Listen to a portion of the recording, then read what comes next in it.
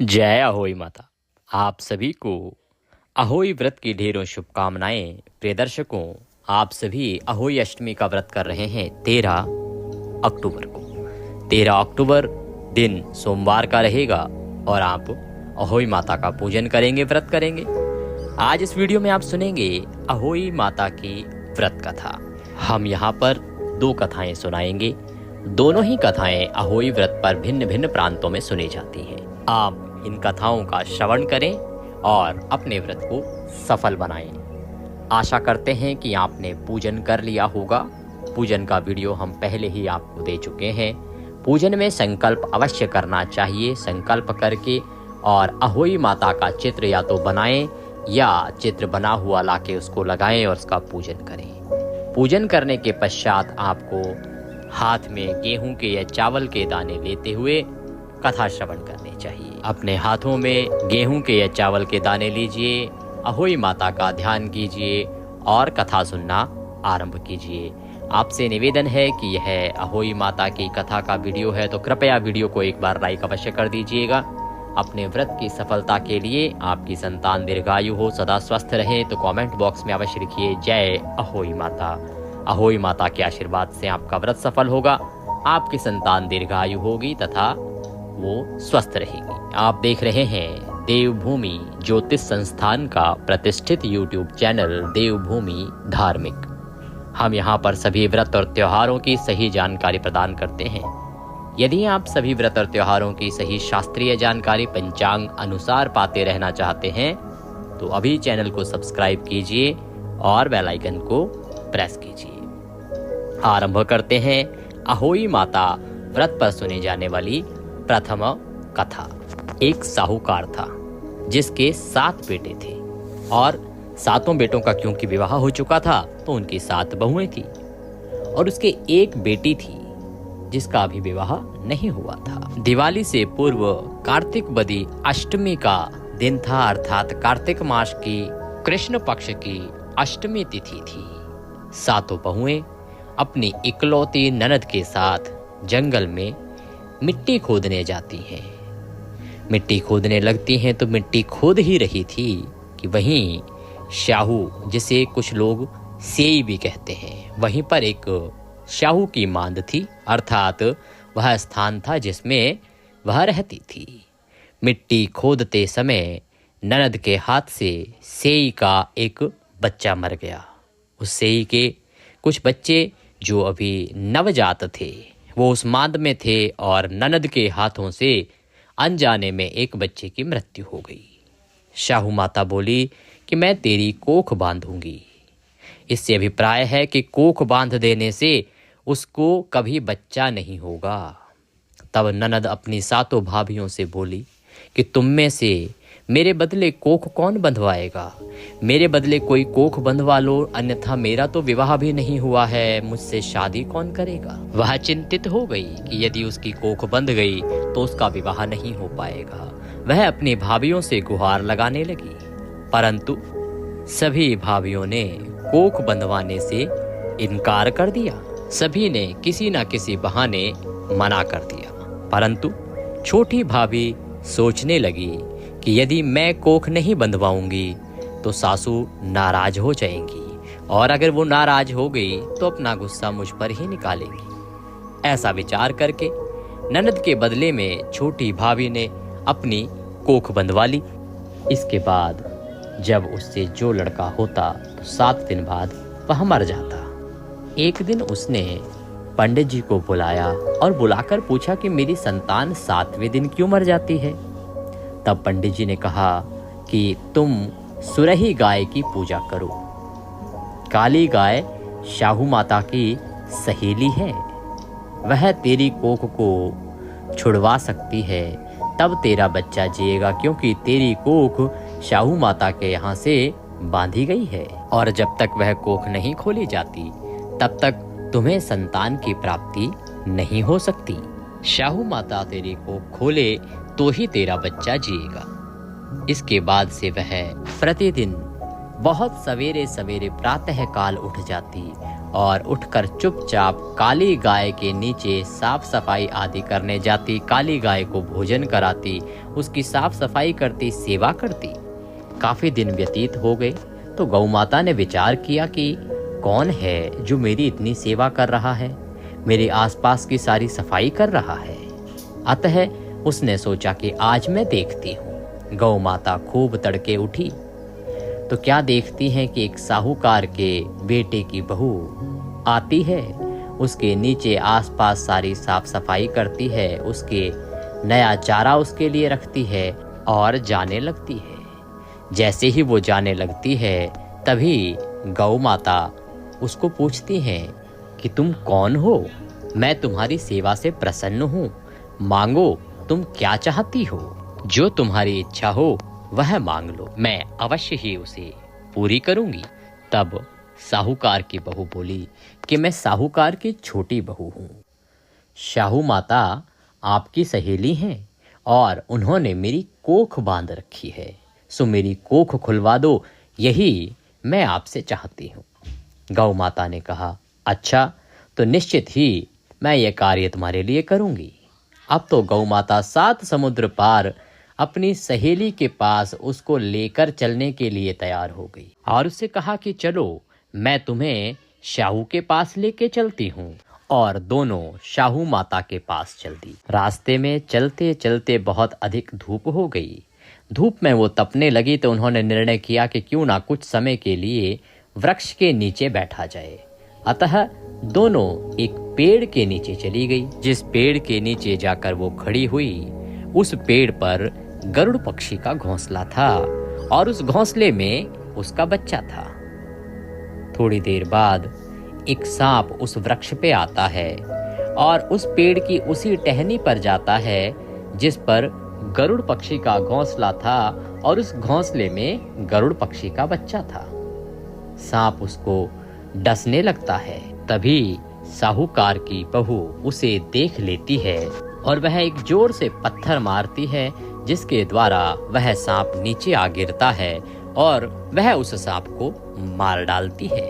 इस प्रकार उसने उस सांप को मार डाला और उस गरुड़ के पक्षी का जीवन बचा लिया तथा उस सांप को नीचे दबा दिया। थोड़ी देर में गरुड़ पक्षी उड़ते हुए आई, जो वहां खून पड़ा देखकर अत्यंत विस्मित और क्रोधित हुई। उसे लगा कि ये जो साहूकार की बहू नीचे खड़ी है, उसने उसके बच्चे को मार दिया है और ये खून उसी का है। अतः वह उसे देखकर उस बहू को चोंच मारने लगी। तब वह साहूकार ने हिम्मत करके बोली कि मैंने तेरे बच्चे को मारा नहीं है, अरे मैंने तो तेरे बच्चे को बचाया है। उसको डसने के लिए सांप आया था, मैंने उस सांप को मार डाला और तेरे बच्चे की रक्षा की है। यह सुनकर गरुड़ पक्षी ने अपने घोंसले की ओर देखा तो वह देखती है कि उसका बच्चा तो वहां खेल रहा है। वह सारा वृतांत जानकर साहूकारनी से बड़ी प्रसन्न हुई और बोली, तूने आज मेरे बच्चे की रक्षा की है, मांग तू क्या मांगती है, जो मांगेगी वह मैं अवश्य दूंगी। इस पर साहूकार की छोटी बहू बोली, यहाँ से 7 समुद्र पार शाहू माता रहती है, मुझे शाहू माता के पास पहुंचा दो, यही मैं चाहती हूँ। जब उसने ऐसा कहा तो गरुड़ पक्षी ने कहा कि ठीक है, मैं तुम्हें अवश्य ही 7 समुद्र पार शाहू माता के पास पहुंचा दूंगी। तुम दोनों मेरी पीठ पर बैठ जाओ, मैं तुम्हें अपनी पीठ पर बिठाकर 7 समुद्र पार कराती हूँ। ऐसा कह के वह गरुड़ पक्षी वृक्ष के नीचे आ गई और वह गाय माता तथा साहूकार की बहू दोनों उस गरुड़ पक्षी की पीठ पर बैठ गई। गरुड़ पक्षी उड़ते हुए उन दोनों को 7 समुद्र पार पहुंचा देती हैं। वहां पहुंचकर वो दोनों शाहू माता के पास जाती हैं। शाहू माता उन्हें देखती हैं और देखकर कहती हैं कि बहन बहुत दिनों में आई। फिर कहने लगी कि बहन मेरे सिर में जूं पड़ गई हैं। तब सुरही के कहने पर साहूकार की बहू ने सलाई से उसकी जुएं निकाल दी। इस पर शाहू माता प्रसन्न हो गई और बोली कि तुमने मेरे सिर से बहुत सलाई डाली है, इसीलिए तुम्हें 7 बेटे और 7 बहुएं होंगी। वह बोली, माँ मेरे तो एक भी बेटा नहीं है, 7 बेटे कहाँ से होंगे? शाहू माता बोली, वचन दिया है, वचन से फिरूं तो धोबी कुंड पर कंकरी होऊं। जब साहूकार की बहू बोली, मेरी कोख तो तुम्हारे पास बंद पड़ी है। यह सुनकर शाहू माता बोली कि तूने मुझे बहुत ठग लिया। मैं तेरी कोख खोलती तो नहीं, परंतु अब खोलनी पड़ेगी, क्योंकि मैंने तुझे 7 बेटे और बहू का आशीर्वाद जो दिया है। जा, तेरे घर तुझे 7 बेटे और 7 बहुएं मिलेंगी। तू जाकर उजमन करना और 7 अहोई बनाकर 7 कढ़ाई करना। वह साहूकार की बहू शाहू माता को नमस्कार करती है और वहां से वापस चल देती है। जैसे ही वह घर लौट कर आती है तो देखती है कि 7 बेटे 7 बहुएं घर पर बैठी हैं। वह उनको देखकर अत्यंत प्रसन्न होती है। शाहू माता के बताए अनुसार उसने 7 अहोई बनाई, 7 उजमन किए तथा 7 कढ़ाई की। रात्रि के समय जेठानियां आपस में कहने लगी कि जल्दी जल्दी नहाकर पूजा कर लो, कहीं छोटी बच्चों को याद करके रोने ना लगे। क्यों? क्योंकि उसके जो बच्चे थे पैदा होते ही मर जाते थे, अतः वह प्रत्येक अहोई पर उनको याद करके रोती थी। जेठानियों को लगा कि आज फिर वो रोने लगेगी। उन्हें पता ही नहीं था इस शाहू माता के आशीर्वाद से अब उसके सभी दुख दूर हो गए हैं। थोड़ी देर में उन्होंने अपने बच्चों से कहा कि अपनी चाची के घर जाकर देख जाओ कि वह आज अभी तक रोई क्यों नहीं। अब तक तो उसे रोना शुरू कर देना चाहिए था। बच्चे चाची के घर जाते हैं तो बच्चों ने जाकर कहा कि चाची तो कुछ मांड रही है, खूब उजमन हो रहा है।